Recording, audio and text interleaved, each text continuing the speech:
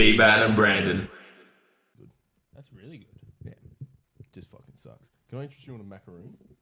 I won't have anything right now. I had There's a breakfast love before heart I here, left. so I'm gonna give that to Brandon. I'll hold off mine for a little bit longer. Oh, okay. You eat macaroni. I'm gonna I'll eat the rainbow one. Well, perhaps our gentleman here, Mr. Reid, we'll ask him one question. 21 sounds, who you are and what you do. Sounds.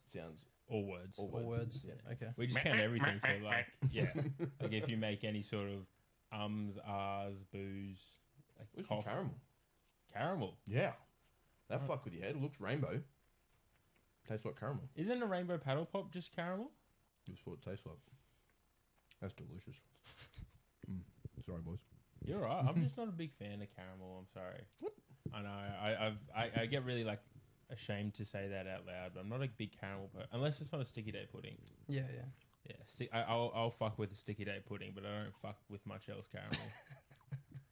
If you're not watching the YouTube, Johnny is staring at me so intently. I'm a little scared. Weird, eh? But I'm all like, you give me a basic chocolate cake or an apple pie or cookies and cream ice cream, I will punch that motherfucker in the cunt. But I don't fuck with caramel. Caramel's good though. What about caramel and a Mars bar? I haven't had a Mars bar in probably nearly. Treat yourself. No, I'm not a big. I'm Snickers, bro. I've got caramel too. Does it? I feel like my teeth are gonna fall apart whenever I have a Mars bar. I think that's the first response that I have. You remember when you see the Mars bars from the server and they'd be in the fridge and they'd be so rock solid and you like crunch into them? See, I'm a Snickers man all the way. You're not you if you're hungry.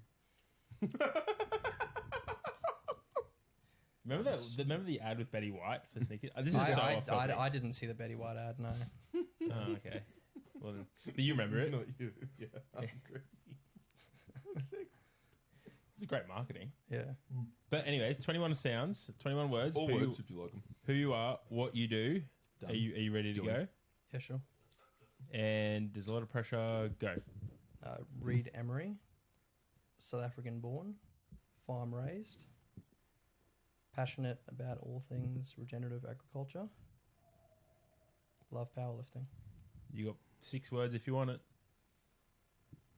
Nah, it's all right. Oh, Damn. I usually get people and they're like start freaking out. Oh, 6 words. We need to get Reid and Ian on. Yeah. Talk some farming. You know the story, Ian Elliott's dad? Is he? Because they're from Harvey Bay originally. They had a farm up in Maryborough. What do they farm? I never asked him. They got into permaculture. Right, okay. At somewhere between a hobby farm level and trying to make it commercial kind of level. Yeah, right. That's kind of the story. I think we were when we lived down in Brisbane for a while. I think we were on the cusp of sort of doing that, and then Dad was just like, "No, let's just do it for real." So yeah. So when did you move to Brizzy? Were you born in South Africa? Born in South Africa. I lived there for 8 years, and then moved out to. Actually, we're in Gold Coast for a little bit, and then Brisbane for a little bit, and then Gympie now. So How old are you, man? 21. Oh, young fella. Done everything. So 8 years. So do you have much memory of South Africa? Yeah. I'm one of those people that has like a really, really good long-term memory and a terrible short-term memory. Like, wow. I can remember like the smells and the textural feels of things from back then, but I can't remember what was on the grocery list for like yesterday. So like that's sort of what I'm like. Right. Jeez, I don't have either. I don't remember nothing. Yeah, no. No, you don't. Yeah. Okay, so what prompted the move to Oz? It was a bit of an interesting time for our family, I think, because Dad was doing really well. He had his own engineering firm, and he was doing really well with that. So there was a certain period of time that we were in, and there was a couple of events that happened, just revolving around crime and shootings and that sort of stuff. And eventually it got to the point where Dad was like, well, we need to start looking at possibly another future for us. And because it can be it's hectic over there, right? Yeah, I won't make a definitive comment because I still have a lot of family over there. Yep. in fear of pissing them off. Yep. Gotcha. Yeah, but no, my experience was there was a lot of amazing things, and I still remember very fondly. We used to go to the Drakensberg all the time. So what was that, sorry? That's essentially the same as the Snowy Mountains in Australia. Right. So it was very similar to that. So we spent a lot of time there fishing and that. And but yeah, there was a lot of other experiences we had. There was shootings on the freeways as you go up between rival taxi gangs. Yeah, right. Taxi gang. Yeah, legit was a thing. Taxi gang. Yeah. Fucking They get hell. territorial. Oh, Yeah. Don't steal my fare. Yeah, exactly. And then yeah, so there was that happening at the same time. There was like you have this armor guard, yeah. cash cart. So they were pretty organized hijackings of those, and they were systematically executing the drivers on those on the side of the road and then taking stuff out of them. And this is all happening in the similar region to it. In fact, there's a YouTube video that you can find of some undercover cops in South Africa actually taking down one of these hijackings. It's absolutely wild. It looks like it's out of a movie what these guys do. Yeah, bro, that's fucked. Like, cause you'd have been what 8? Oh, not 8. You'd have been 12 or something. No. I would have been 7 when it happened. I think. Holy yeah. shit! And you still remember? Yeah, I remember distinctly looking at the back of the car when the first shots went off and seeing that whole thing unravel. And then we lived in a as well. This is normal. Like the thing is we didn't realize that this wasn't normal until we moved to Australia, and then we were like, you can actually leave your keys in your car and come back and it'll still be there. 9 times out of 10. Like, yeah, I've done that multiple times, and I've left the keys in the Land Cruiser outside of Fortitude. And then I'll go back and I'm like, oh, that was probably not a good thing to do, but yeah. Holy fuck, man. So we didn't realize until we actually moved. We were just, I think Dad was just like, well, this isn't really, I don't really want to bring them up around all of this violence, so we'll just try and move out. But we didn't really think about it like that until we actually came out. You don't know what you don't know until you know it. Yeah, exactly. And we're in a slightly rural area. It was mostly based around equestrian, and it was really nice. And but we were still on a 5-acre property in that, and there was an incident.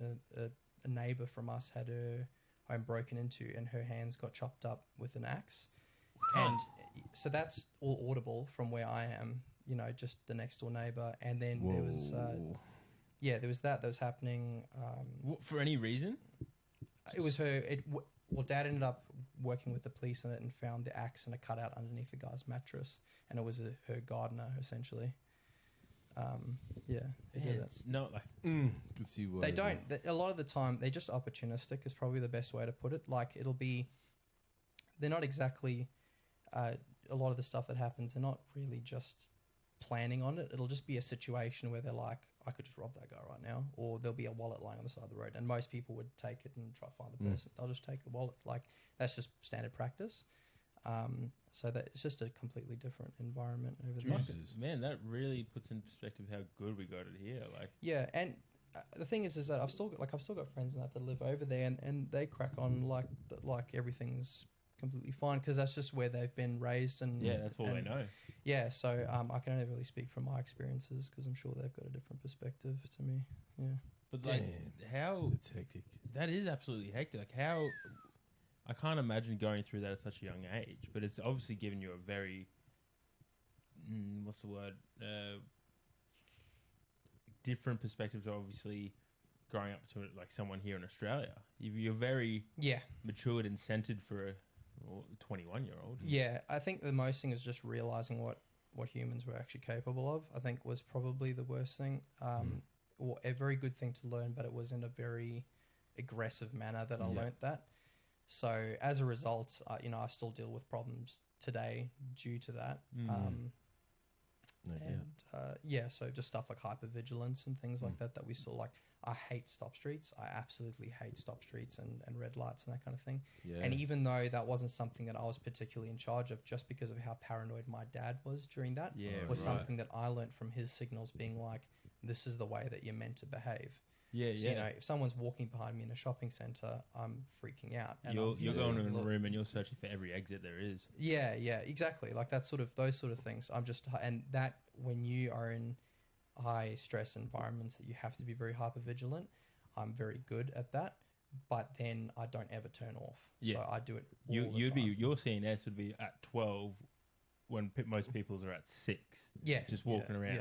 Because we're not expecting you to fucking pull up at a stoplight and get jumped or something. No, but it's a constant thing that happens. Yeah. That's fucked me. Yeah. It was when we were in the shopping centre, because you couldn't, there's still, as much as you could own firearms and that over there was a very, if you shot someone, you'll probably go to jail. So Dad used to just carry the biggest wallet he could possibly find and put it in his pants because it just looked like he was carrying a gun. Yeah, gotcha. Just little things. Gives that like, illusion. those sort of things like that. Right. How do you deal with that? Like, if you don't want to talk about it, completely fine. But how do you process things like that at such a young age and then come over here where it's fucking completely different? Well, I thought it was normal. Yeah. So like that there's a lot of specific situations that happened when we left. That when we were like, there would be like don't want to give specific names, but there was like an intruder and he got shot, and he was lying on the fence of their house, and the police just couldn't be bothered to pick him up. They just left him there for a couple of days. But there were children that were in that house who were just playing in the backyard while he was just out there decomposing. And they just never thought, they just genuinely never thought that That's just general practice over there. they just haven't come to pick him up. Like, yeah. Wow. Damn, Yeah. bro. How much of a shock was it coming here to That Oz? must have been a different experience coming to Yeah, Australia. well, being able to walk at night on the beach and that sort of stuff was something completely different. Would take a little bit to get, well, not even, I guess, I think to my get parents, used to is a hard word I to say. just followed along with my parents. If Yep. they were, if I sensed that they were fine, then I was fine. Yeah, of Yeah. course. But for them, they were freaking out when they were doing a lot of things. They're like, "Well, can you do that?" Like, and it's like, "Yeah, it's completely fine." Like, if it's an anomaly if you get stabbed. I mean, unless you're in the Gold Coast, but like, it's that sort of way. Whereas over there, if you're walking, if you're doing a late night walk or something and you get stabbed, it's like, what were you doing out there? Like, Of course you were going to get stabbed. Yeah. That's absolutely no. fucking crazy, bro. I think, I know South Africa had, violent nature or tendencies, whatever you want to call it. Apologies if I got that wrong, but to that degree is a whole new ball game. Like that's for that to be normal is insane. Yeah. It's just it's what humans do, really. They just, if you're stuck in a situation and you can't get out, because a lot of them can't, like, genuinely cannot get out. We were only able to get out because Dad's position was a wanted position in Australia. Yeah, gotcha. So there's other people that just, unless they can pay exorbitant amounts of money to actually get out over here, they can't. Yeah, So they're right. stuck there. So Stuck in what, that you're going to sit reality. there and pretend like and be miserable about your existence, or you're going to try and make the best of what you've got? Yeah. So a lot of the cases, that's what that situation is. Yeah. Fuck. Man, I'm gonna say it's a very different upbringing than what I had, but fuck, you've Yeah, we're obviously- riding bikes on the streets Yeah. at night by yourself as a kid, doing all that kind of stuff. That's insane, man. It's a Yeah. different experience. Fucking oath, and like obviously it's a credit to who you and your parents are now. Yeah, they're very, very strong individuals. Fucking yeah. resilience that would have built seeing that shit. Yeah. Do you ever get the opportunity to go back? I mean, obviously now you can't, but to go back and visit with family and that kind of stuff. We did once in, I think it was 2011, I think. Yep. Maybe Yep. I got the dates wrong. But we did go back for a bit. Dad had to go back for some lawsuit, I think. Yep. So we just made it into a little bit of a holiday. Yeah, nice. And that was, it was really nice to be back and see everyone. I mean, Yep. we're still really close friends with all of our friends we had back there. Yep, Mm. yep. Mum's, still got all their close friends that were there. They still always are talking to each other and in contact and that. Yeah, so, cool. That's fucking insane. Mm. So Wild place. now you're a farmer. If I'm Regenerative agriculturalist. I work as a subcontractor for an agronomist. for a what? Sorry. An agronomist. So works in soil science. And, Right. Yeah. How do you get into regenerative agriculture working for a agronomist? Agronomist. Agronomist. How do we evolve to that? Well, so being brought up on the farm, Yep. throughout sort of my teenage years, I had a lot of different contacts. Yeah, of course. And it was only really a matter of time before, the agronomist that we had that was in charge of our place for about 7 years, he was getting a bit older and was like, I need someone to sort of pass the torch on Pass the to. knowledge on, yeah.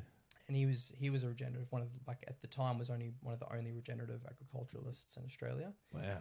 And so he had a completely different perspective to a lot of farmers in that. And so for me, I was like, well, I'll jump on the opportunity because I see the value in it. Yeah, yeah.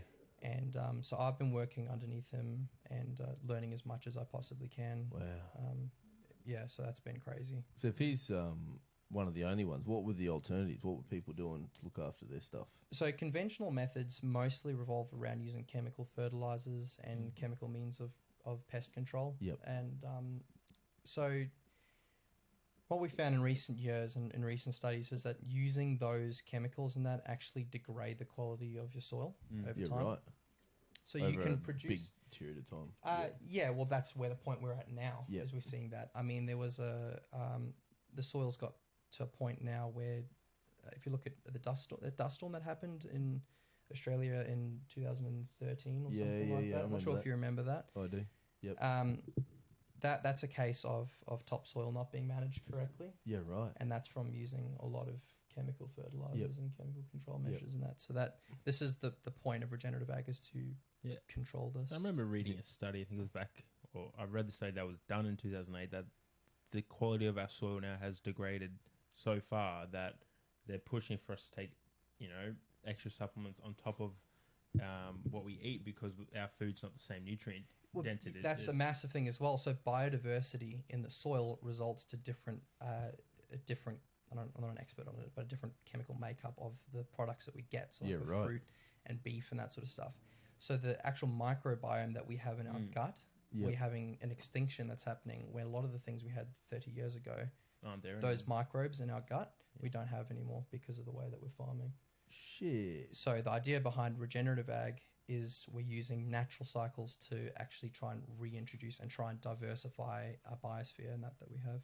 Wow. When you talk about different cycles, what are you talking about there? Nutrient cycling is a really big one. So we have in your soil, soil is not just soil. There's lots of nutrients in it, which is just like you've got carbon content, nitrogen, phosphorus, all of those different things. And plants need certain quantities of that in order to produce or to grow. And so when we are looking at cycling, so if you are farming, right, you're taking a product off of it, you're removing nutrients from that farm. Yep. So we're trying to find a way of cycling it. So we're putting them back in. That's where compost, manure, all of that sort of things. And that's where chemical fertilizer as well sort of come in because they're trying to correct some chemical imbalances. Yeah. But they are at the same time heavily affecting the microbiology of the soil by doing that. Yeah, so isn't it like if we're already in a chemical deficit and we're trying to correct that balance with more chemicals, are we not just throwing that balance again once it gets up to a certain level? And then there's only a finite amount of it, isn't there? Because in Australia, so I think it's phosphorus. I think I read a report on phosphorus, and the way that it could have been potassium. Sorry, potassium. And the way that it's working is that it's actually being washed out into the ocean. Oh shit! We can't actually get that back, and there's only a finite amount of it in the world and in Australia. So we can't just continue because once you get into the ocean, there's no known way of actually getting it back again. Yep. So that's what we're trying to do now and try and control that, and a lot of the things to do with the reef. To try and minimize the damage that's being done by these chemicals actually washing out because of poor management.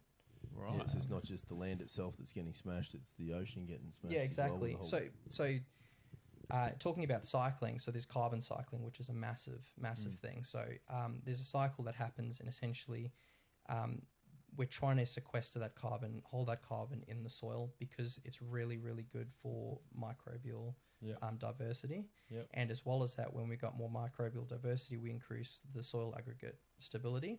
So soil aggregate stability is just the ability for soil to hold and retain moisture. Yeah, right. And if we have a low aggregate stability, soil is able to be washed away and eroded. And when we get erosion, we get topsoil washout, which takes nutrients with it. That's the good soil, the top stuff. Exactly. Yep. And so inside that, we've got things that get washed out, and nutrients that get washed out into the waterways. And a really bad one is nitrogen getting washed out into the waterways. Oof. Because when you get a lot of nitrogen washing out into the waterways, a thing called eutrophication happens. And that's when... so nitrogen promotes growth, right? There's nitrogen... The old way of farming, a lot of the time, they would just chuck nitrogen on because it's pleasing to the eye for a farmer to go, oh, my trees were yellow, and all of a sudden, look how green they are in these massive canopies. Yep. But the problem is that you don't actually... It makes the trees grow and not produce a product. So you get these massive canopies and trees that are really happy, and they have no incentive to actually produce a crop. Yeah, right. But anyway, I think I'm getting a bit sidetracked. Anyway, it's getting washed out into the water, and what happens is that because it's promoting growth, it creates a system where algae Oh god, that grows a lot more. that thrives. And then you have a lot of algae in a system that's not controlling it. It depletes the oxygen supply of the water, Right. and then the oxygen supply is depleted, fish are dying, and all that sort of stuff. So, Fuck, so there's even a bigger carry-on effect with these chemicals in the land. yeah. So that's we've got- even considered. Yeah, so we've got government procedures that have been put in place now through Hort 360 to monitor that and Yep. they're holding farmers accountable. I think they should be holding agronomists accountable because they're the ones telling them what to put on. A lot of these farmers don't actually know; they're just doing what they're told. Yeah. And they're just trying to do whatever to support their own livelihood, right? Yeah. Because It's a tough They gotta industry. yeah, exactly. So, and that's my whole thing is that I want to show just how much you can reduce input costs into a farm while increasing the yield. So it's a better economic Yeah, so direction. Money talks. Yeah, exactly. Yeah. But unfortunately, the only way we can get them to see this is for them to do it because they'll be like, oh, well, that's being done over in America. But until their neighbor actually does it, then they'll be like, oh, yeah, I want to jump on and do that. That'd be the one, wouldn't You know it? what I mean? Because, Yeah. so it's all about kind of less input but more output. And we're using nature to correct those imbalances Yeah, right. Yeah, that's good. because that's a better way of managing things. Yep. And can you bring, like you were saying, that soil's been pretty smashed. Is the plan to try and bring that soil back to where it used to be? Yeah, that's the plan. Yeah. And we can do that by applying organic matter down because that eventually breaks up into soil. Yeah. But when we're doing that and we're applying more and more organic matter onto the soil, we're increasing the organic carbon content, which then increases the aggregate stability. And then, so now we've got more microbial activity. Oof. So, yeah, that's why it's a cycle. So, Yeah. And how long would it take to sort of get that moving for a property? Like, I mean, is it you years, can is it, or do you? over like a 3-year period, you can maybe increase by 1 percentile. Yeah, gotcha. It takes a long time. It's a lot of work, and that's why I haven't seen a farm that's met our intended goal of carbon content in the soil. Not Because yet. that's just purely a time thing. Yeah. And how long are you expecting when you will see that? I think probably the next 10 years, hopefully. Yep. Yeah. Holy fuck. But a lot Probably of be farm. the first farms will start to do that. There's a guy down in the Northern Rivers in Lismore, Rex Harris. Yep. His farm's reaching that point now pretty quickly. So hopefully we'll see that start to take over, and then the effects that actually has. So you should start seeing better yield on his crop in simple forms. Yeah, well, all of the farms that we've worked with have seen a significant increase in crop, and we haven't used chemical fertilizers for 7 years on some of the farms. Right, so your that's kind unreal. of role is you go into a farm. Correct me if I'm wrong. You Play go in the into a dirt. farm, Play with it, get in the dirt. get Get in the dirt, Yeah. and then advise them on what they should and shouldn't be using on their crops. Yeah, essentially that, and the procedures that they can use. So I'll initially go and just do a field assessment, just look for toxicities that I can physically see in the leaves and the roots and that sort of stuff, and then I'll take soil samples and then we'll run that through. We run it through DPI. Then I'll get the results back from them, and then we run the numbers and see what needs to be fixed. What's our priority? Because each crop has a different priority. So macadamias don't really need molybdenum, for example, but legumes really need molybdenum. So that's the thing that I'll be varying my focus on, Right. according to what I'm trying to grow. And that you're tailoring a mix essentially for that particular farm's land. Because I imagine even old mate Farmer Joe here and Farmer Billy a bit down the road, even their soil quality be different too, right? So exactly, if they've got the same crop, what each one will need to bring it up will be will be different. And for me, that's why being acting as sort of like the regional manager for Southeast Queensland for this agronomy company, it's really good because I can focus very specifically on our problems that we have. In our region where I'm working on all the farms, we have a massive manganese toxicity problem. So normally for things to grow, you'd probably don't want anything above 80 parts per million manganese. We have like 300 parts Whoa. per million. Yeah, right. Yeah, right. So, we're now, okay, how do we fix that? How do we Yep. sort that out? And then this is Yep. where I come, okay, well, we can apply gypsum and lime Yep. and that sort of stuff to try and Balance it out. counteract that. Yeah. And do you see, I guess imagine if, so farmers potentially be seeing less and less crop yield every year because their soil quality is going down and downhill, yeah? And it's also just a waste of money because if you don't have top cover, like grass and that's a cover for your soil, and you have a low aggregate stability, that's extreme amounts of erosion. And if you're spending like 20 grand a year on things that you're putting onto the soil to try and improve the quality, you don't want that being washed down. You're literally flushing money down the toilet, at that point. So it's just a logical economic decision to be like, well, we need to stop this because you know how much money you're wasting. Sounds like the hardest, easiest sell to make. Oh, It all seems to make sense, Yeah. but the problem you're up against is what you said is old mate Farmer Joe is not going to do it until he sees Farmer Billy's neighbour do it. yeah, exactly, yeah. But how the fuck do you get Farmer Billy to do it? So the guy down, so like my dad's an example. Yeah. The guy down the road from us, we were introduced to him as this guy who paints his trees with yogurt. What? And stuff like that. So we were a bit like, oh, okay. He's a lovely guy, genuinely. And he's one of the clients that I have. Yep. And so he doesn't paint yogurt on trees anymore. But what He he was... used to? Yeah, legit.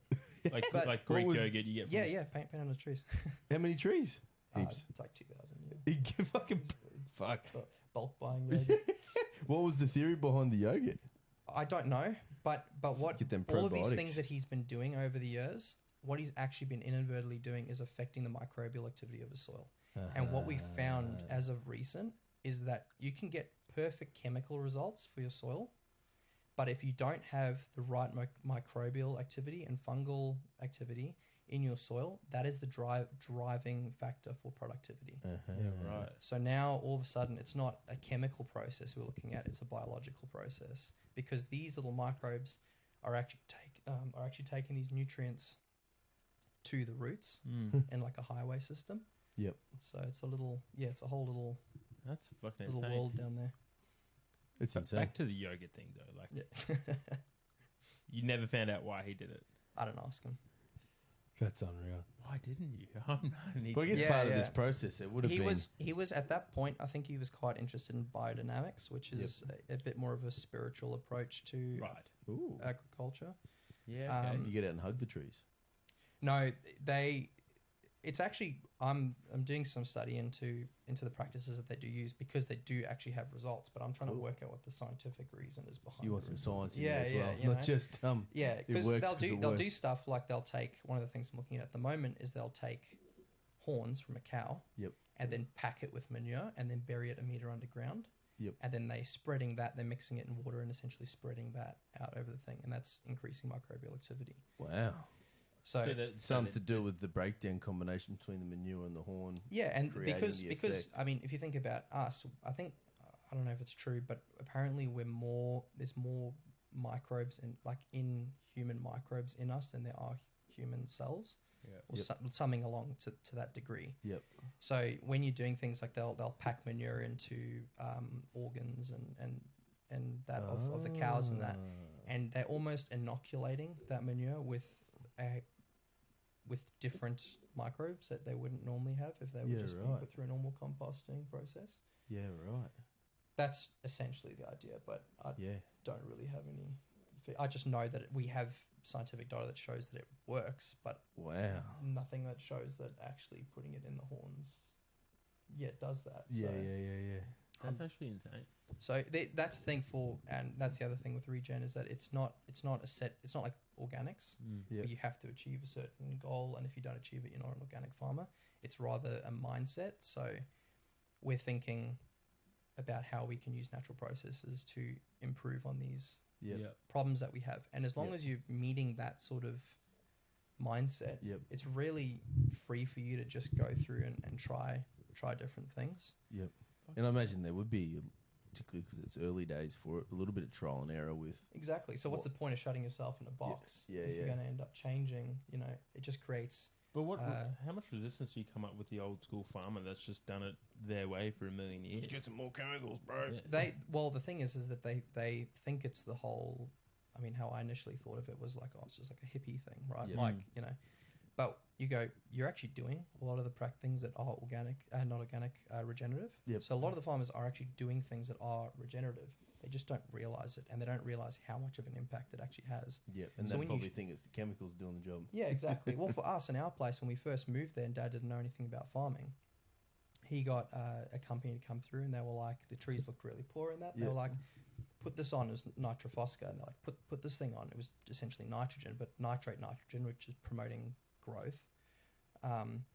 So he put it on, and after a couple of months, from these freaking massive canopies, and look at this is incredible. Like, how good is this? The yield stayed the same, never improved. In fact, it decreased for a period of time. Oof. And then eventually Dad got put on to the guy that I work for now, and we've been steadily increasing and being consistent with our yield. But we've got a massive problem now because we've got these trees that are huge. Like the macadamias do not grow to be the size that these things are. They're mutants. And So they were juiced up. yeah, exactly. And they're so happy that they have no incentive to produce. So I'm currently going through a phase of, well, I actually think I'm not going to water some of the trees, and I'm not going to be.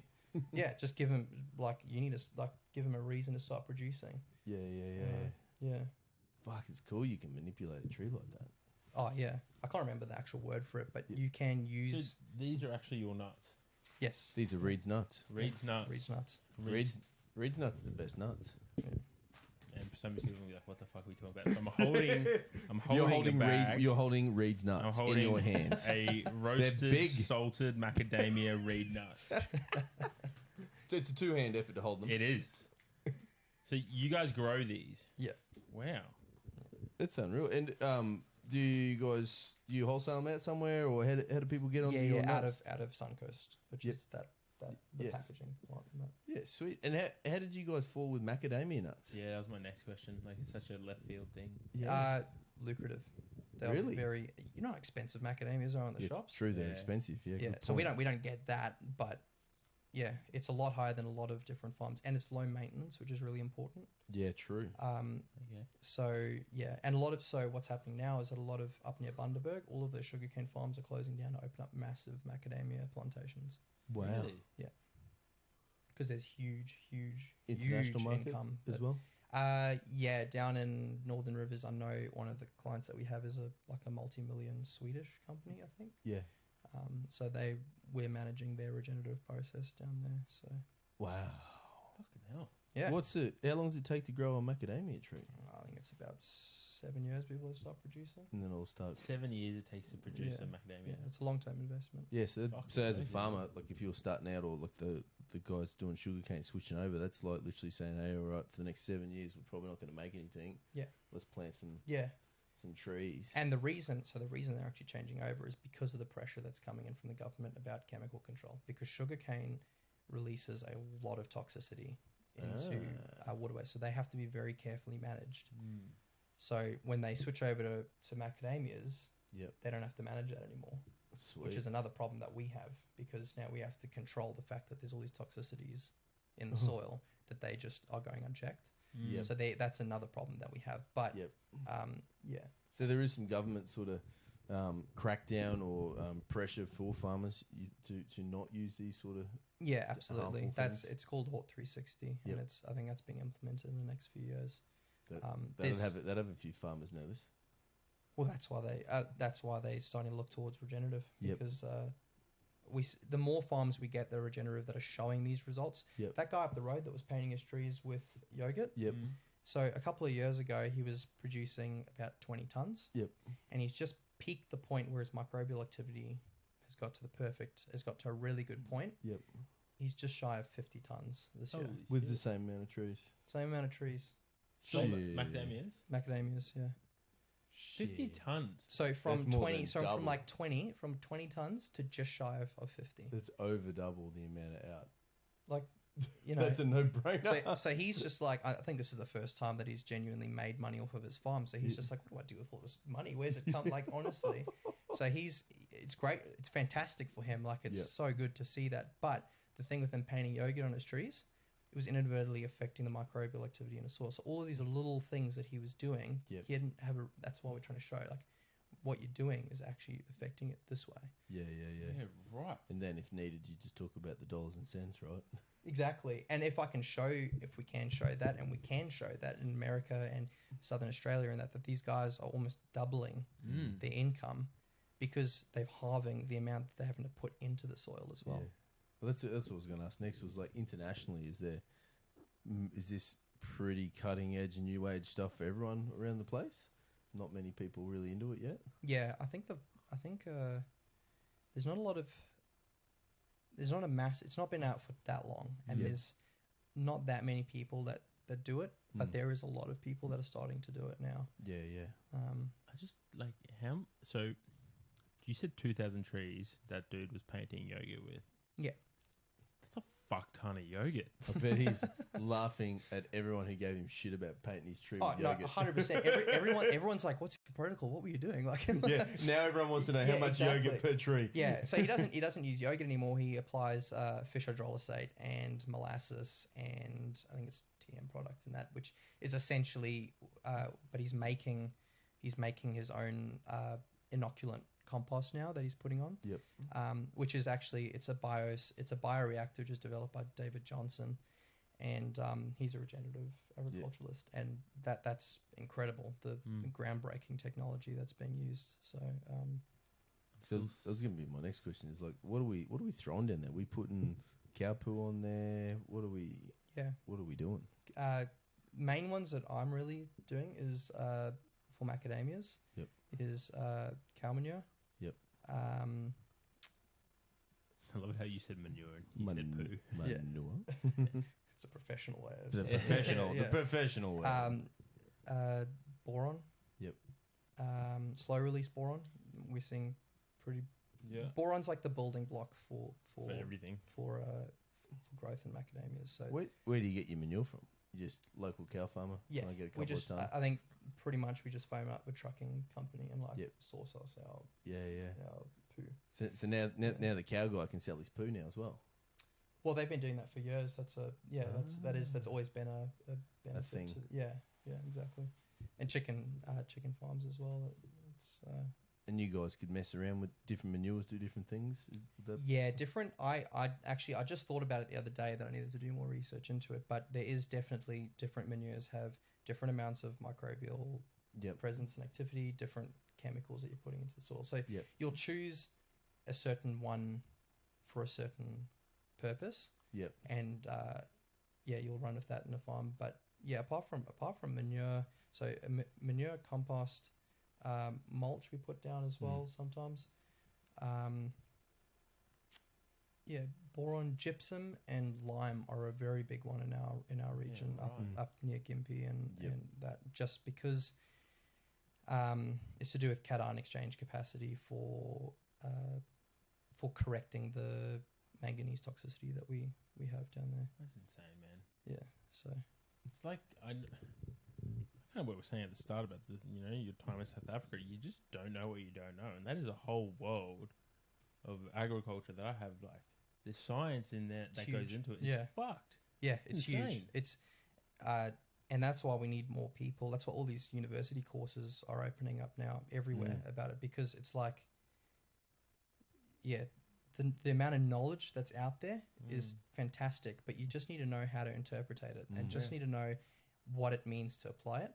I think a lot of the time people get stuck in these boxes of thinking that there's only one way of doing things, but there's so many different ways of approaching something. Yeah, 100%. So particularly as we move into a more aware age where we actually care about the land and everything else, we want this thing around for a while. It's only going to be bigger.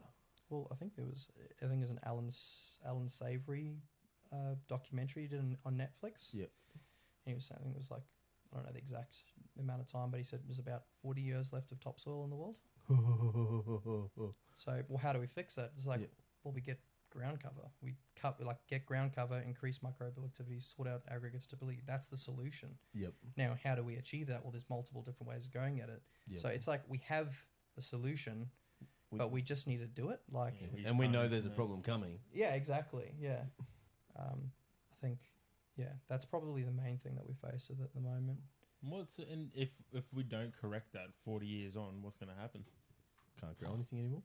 Yeah. It's a big knock-on effect. We start eating insects, I guess, instead of potatoes. Yeah, I actually read that the other day. That was it was a solution for. They were talking about because of methane production from cattle and that. Yep.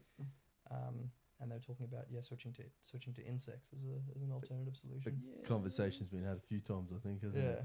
Higher protein content from in crickets or something. There's something that's got a better protein content than steak. Yeah. Something like that. Yeah, it's still a cricket, but you know. It's still a cricket, and it still ain't a fucking steak. I was going to say, I'm going to stick to my steak for a little bit longer. Yeah, exactly. And the thing is, as well, is that there is solutions to this problem that we have with methane production from cattle, and that is talking about cycling. With you get plants that actually need that. So they're using the methane that's coming out of the cows. Yeah, so you tap into that cycle. There's a natural cycle, of course. So the thing I will point out is that in farms where you've got a monocrop, so there's a large amount of one type of crop, or if it's like just one, if it's just cattle, one animal. Yeah, exactly. You're going to have a situation where you're prone to plagues of insects and specific types of concentrated emissions. Yep. So that's why you want to diversify what you're doing as well. Yeah, So I was going to say, is that what maybe the future is for farming? A bit more of a diverse farm rather than one guy's just doing all fucking nuts. They're all doing a little bit of everything. So we can still do all macadamias, but we can use things like inter-row cropping and that sort of stuff to harbour positive pests. Yep. That'll actually positive predators that'll actually control the pests that we have. So now we're limiting the amount of spraying that we have to do. Yep. Because we still spray. We have to spray. Yep. Otherwise, we'll lose the majority of our crop. Yep. But we can actually reduce the amount of spraying that we need to do and stop using broad spectrum sprays if we start improving our own immunity of our farms. Yeah, and would you say putting a second crop in there as well? Yeah, that encourage, so like stuff like native plants like wallaby grass and that is really good for, and pollinators. Yep. That'll harbour predators that'll go out and basically attack these different insects that are affecting your plants. Probably cheaper to have a plant doing that for you than having to pay for chemicals and stuff too, right? It's a slow process, but it's possible to make it happen. And we've seen that this year with our place. We specifically didn't just blast our place with spray. Yep. We used an oil, which basically just suffocates when they lay their eggs on the racemes of the flowers, the macadamia flowers. So that suffocates them. So that's not a negative thing for the plant, for the environment. That's fine. Bio-oil. And... literally just sitting here just be like, I want to open this bag of nuts. Open them. Yeah, go. It'd be the greatest nuts. Yeah, I don't know if you have to cut them first. Yeah, not. so they're delicious. I know. I've had Reid's nuts before. Yeah, all right. There you go. Platform exclusive. Reid's nuts. All right. Yeah, Not bad. Slide into the DMs later for Reid's nuts. Yeah, it's all good. That gimpy Tinder trip. Done. Yeah. And how did we can move away from nuts from just a little bit? Yeah. How'd you get into powerlifting? Oh, right. Yeah, because you are. That's how we met you. Was as an avid lifter of kilos. Yeah. I've only been actually competing this year. Was my first time competing. So, yeah. I come from an active family, so I've always done physical training in some regard, and more calisthenics and that when I was growing up, and running. Cool. Yeah. No more running now, right? No more. Good. Running. Do you know what running is? Did it once. I did it once and I ruptured my Achilles. I was trying to get I heard something. it's bad for your knees. Mm. Yeah. It's bad for for your Achilles. Yeah. Really bad. Just all round negative. Yeah, don't do it. That's another topic. Anyway, so I changed. I sort of ended up changing over to weightlifting, just through some mates of mine, and they'd all been lifting for a really, really long time, and I got a lot better than them really quickly, and then. That's always one way to get into something. So I was like, well, I should probably do something. But in my way, I don't want to be mediocre about anything. So like I paid off competing for years because I was like, my numbers aren't good enough, good enough, whatever. And then I actually went and competed and probably shouldn't have started like that because the poor bastards in the first comp were just like... You smashed them. Yeah, exactly. I'm like 30 kilograms lighter than all of them and just Destroyed their annihilated the competition. But it was funny watching you lift at your first comp too. Yeah, exactly. I don't know what I was doing. But that's the thing I was thinking about now. It's like I regret that so much. Yeah. Because there's so many experiences and stupid things that I do. I've done stupid things at every single one of our bloody comps. Like, seriously. And it wastes so much time. So, like, instead of waiting until your numbers are, like, good enough for, like, national qualifier or anything, just, like, actually compete to just learn where you need to improve. How to compete. Yeah, exactly. That's the thing, though. It's like, you're going to put off comp after comp. Oh, I'm not strong enough, It's like, well... There's no limit to enter this comp. You're always going to be strong enough. Yeah. You're only going to be as strong as you are right now. Yeah. It's fun. Exactly. My favourite was seeing you walk out of squad at that first comp and you nearly fucking decapitated yourself because there was fucking slings. You didn't even know what slings were. On a mono lift. And I'd never used a mono before. I had to pull you aside and say, bro, fucking stop doing that. You're going to get fucked up. Yeah. No, he took about 7 steps back out of the mono. Yeah. And he squatted fucking deep. And fast. Yeah. It's a heart attack. Yeah. Well, at that ritual comp with reffing and that, one of the girls did that, and I was like, "Oh, was that what I did?" Like, yes, it was. And I went up to afterwards, and I was like, "Oh, this is a bit of like the cycle is completed." Yeah. Because I was like, "Hey, don't step back so far," like, you know. Yeah. So, but that's the reason why I wanted to get involved with like helping with reffing and that as well, because I was like, well, I've actually not got the exposure I should have, so I'll rather just help with that because then I can learn things and be like, oh, well, this is what I'm looking for, so I need to improve on this. And Which this. I really love that attitude. There's not enough guys and girls, I think, doing that. Like, they're just doing their comp, rocking up and going home and forget, you could give up some time and be involved in it, learn and be a better lifter by doing that process and giving back a little bit to that sport as well. I think, the last thing there is just giving back. Like, if everyone's coming out there and constantly supporting you, spotters, loaders, refs, they're giving up a lot of their time. Surely, as you said, full cycle come around the right way. Like, there's nothing better than being at a comp, novice comp, whatever comp, and just helping out. Yeah. The vibe it's a vibe. Yeah, it's good. And it's excellent. I love seeing people younger people getting involved in it, and then a lot of the older people are getting involved in it as well. Younger? You're 21. There's not much younger. There's not much younger than you, bro. Oh, what was that guy? He was like 16 or something. And I was like, I wouldn't have had the confidence at 16 to wanted to do the comp. So I really had the confidence to take my shirt off at a beach or ask for a girl's number. Hey, I'm Brandon. Will you kiss me? Yeah. But that's it. So I get excited when I see that, and even though I am 21, but like it's cool. It's like you're pretty cool. I just want to see it sort of more people enjoy it. I think is And I mean, you've been doing a fantastic job of that as well. Thank you, sir. Being around a while. Now, marital status, single. Yeah. Ladies, get on them. Get on them. Look at those beautiful blues. If you're looking at the camera. Yeah. Yeah, what are we doing? This is a shout out for. We'll run panel interview, of course, to make sure it's the right suitor for our boy Reid here. Of course, Brandon. Oh, that'd be great. Yeah, imagine that. Slide into the platform DMs. We'll find you the right one. Yeah. Well, it's more if they can tolerate me. I'm borderline insane half the time. So. Have you met Jonny? He would. That's why we work well together. No, that's why there's a panel. Yeah, exactly. Let's always touch on your training a little bit. I enjoy watching your training. The training you have that Flash has got you dialed in to do, it's just lunacy. Yeah, it's fucking great. Oh, because that's right. You're coached by Flash. Yeah. Mad dog. Yeah, he's. I think. How do you get on to him? I just looked for people at my weight category that were really strong. Yep. And then I found him, and I liked what he was doing. So I messaged him, and then I think that was about two or three years ago. Yeah, right. And how'd you find Jonny? He did the comp. And then he was like, "Come and try the monolith." I thought I should probably try. I was like, "This kid needs help." Yeah. He's got a coach, but he needs some time in a club with a monolift and some people to keep him safe. Yeah, spotted. That was at the beginning of this year, and now I'm looking at like, I wonder if I could source a monolift. Like, yeah. I just got myself a comp bench, so I need to go pick that up. I was going to pick it up on the way back, but I'm going to get it on Saturday. So where'd you get a comp bench from? There's a gym that's closing down in Maroochydore. Oh, right. He actually had a lot of really cool stuff. Yeah. Text me if you've still got anything left. He has another one of those benches. So, you know. You're such a collector. I love it. Yeah, I am. Yeah. You always need another He was bench. getting rid of an Alico bar as well. Really? How much do you want for I that? think he wanted $900 for it or something. Ooh. Is it brand new?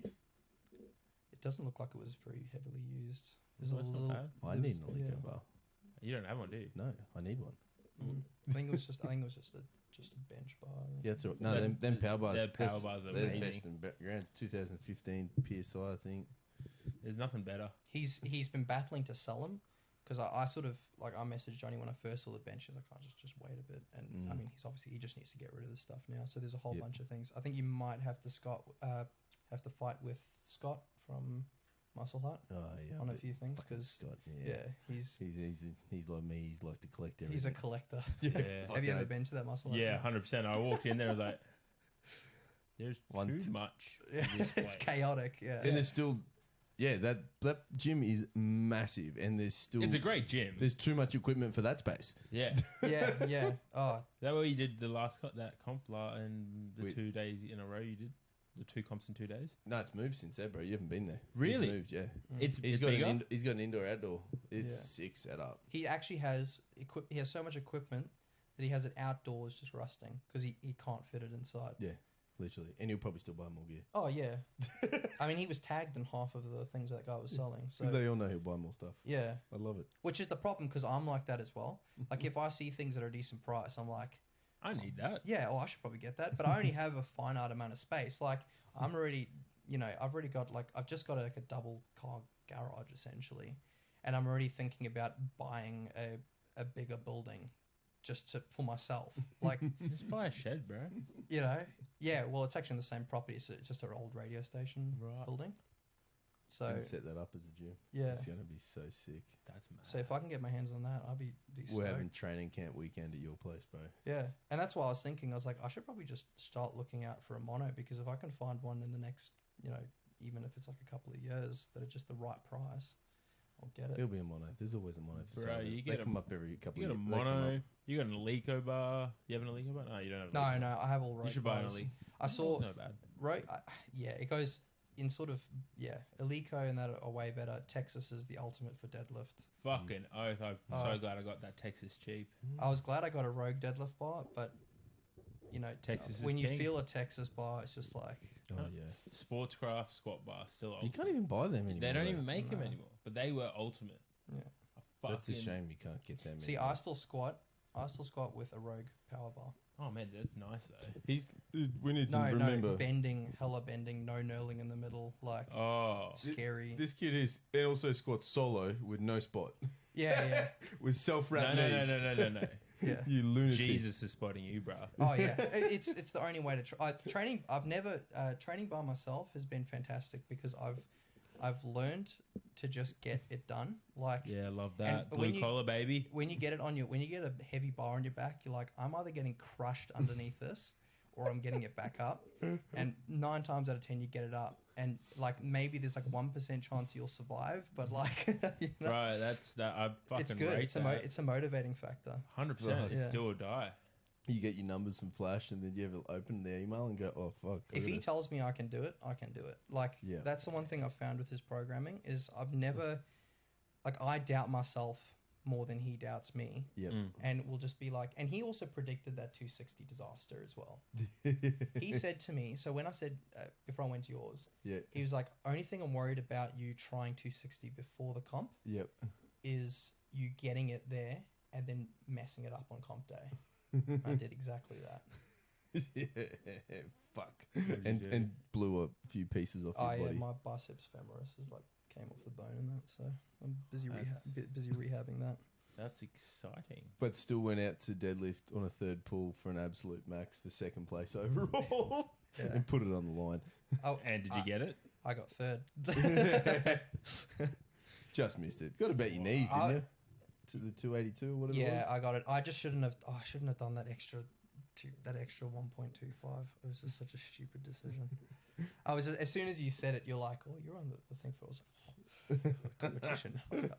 I'll get involved with that. And then I like jumped it up and I was like, oh, that's the straw that broke the camel's back. Like Oath, but mate, yeah, you're in it to win it. Yeah, You exactly. fucking put it on the I line. think in reflection, I'm sure you'd much rather have had a go at it than to learn you got third by 2.5 kilos and not had a shot at it. yeah.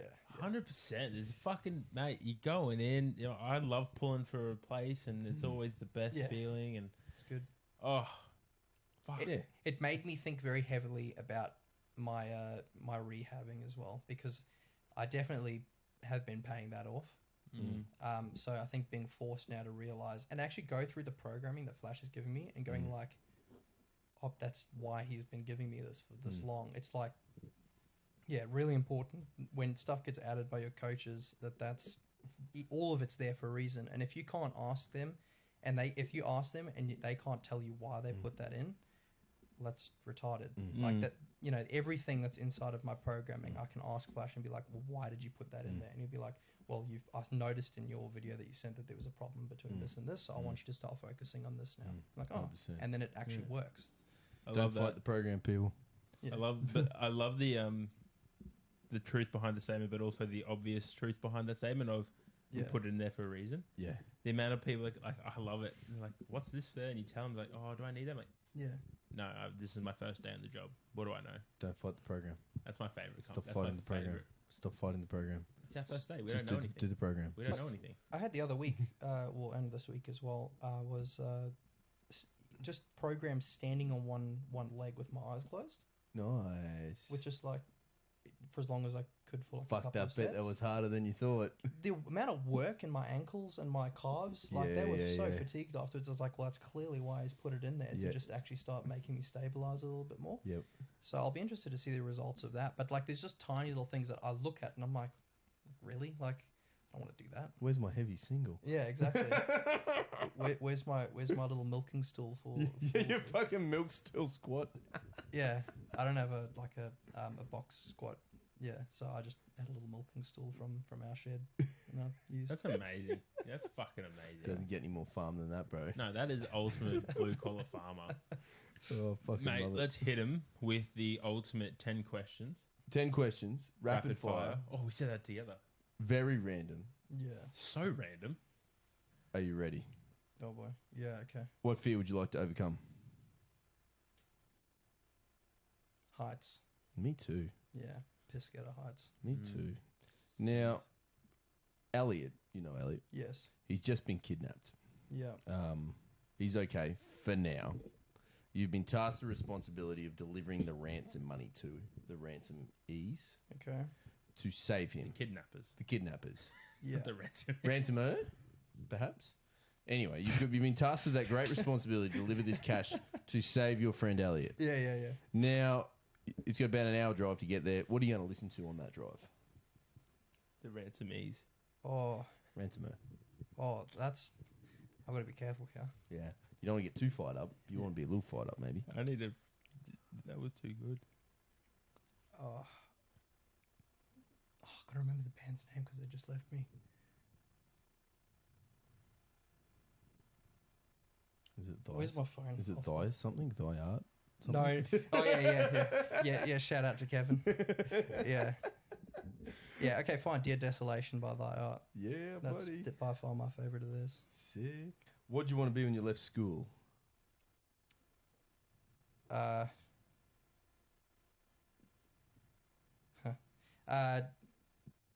think I wanted to be an army officer when I left Yep. school. Close. Very close. What skills would you like to learn? What's the next skill you would like to learn? Actually,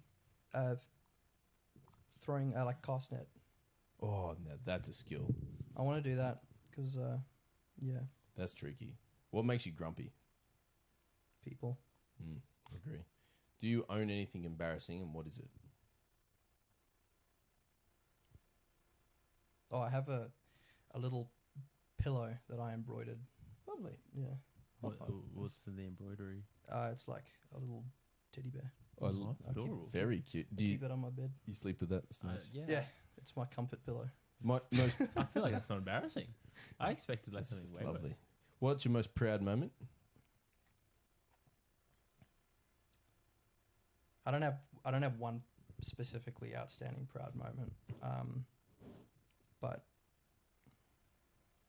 I think probably this year, I think States was really Sick. important to me. I'm going to give you a boat. What are you going to call it? It's a big boat. A big boat, Yeah, I'll give you a big boat. 50 foot. 15 foot. 50 foot. 50 foot, yeah. Call it the big bird. Little boat. Bam! Who is the most messy person you know? Oh, I know too many. Oh, dear. There was a guy that I used to live next to. I'm not going to say his name. But him. He was an absolute grub. God, I want to. You should just roasted him. What's the worst smell you've ever smelled? You'd smell some fucking heinous shit too. Yeah, literally, if you're doing compost. Oh, I still reckon like anything that a baby produces is pretty foul. Johnny will probably. Yeah. Our time is coming. Yeah, apparently when they hit solids. Oh, when it's solid, it's Yeah. fucked. Right now it's okay. It's just like real soupy. Yeah. Like mustard soup. Yeah, exactly. Mustard when- soup. Literally, it's mustard soup. It's like a Dijon. Yeah, but like. Like soupy. Sometimes a little bubbly. But, and it goes everywhere. But yeah, apparently when it goes solid, that's when the smell comes. Yeah. I'm ready. Are you? I got a poo mask. Do you? Yeah. I Like- wear it in the drawer, right next to the drawer, under the baby. I pull out the drawer, there's a mask ready to go, just in case it's too much poo, and I put it on. Like a proper mask. Yeah, like a face mask that we wear with COVID. Man, you're living in 2030. I'm fucking ready. Yeah. I'm prepared. Reid, you've been an absolute pleasure to have on today. If people want to find out more about what you do and who you are, where can they find you? You could probably email me. I'm pretty secretive on my social media. You can send me a request on Instagram at reid.emery, but Yeah. Might not make the cut. yeah, exactly. Email us at but you can platform. email me on reidemery at outlook.com. And just for all the single females out there, are you on Tinder? No. Oh, Just reach out on platform. We'll Yeah, we'll hook you Yeah, up. exactly. Look at those baby blues. Talk to Johnny. yeah, we'll find the appropriate person for you. Yeah, or the appropriate / inappropriate person for Oh you. yeah, depending on what's required. Perfect balance, Yeah, as all that's things it. should be. Oh, quote from Thanos there right then at the end. Love it. Yeah. And we are out.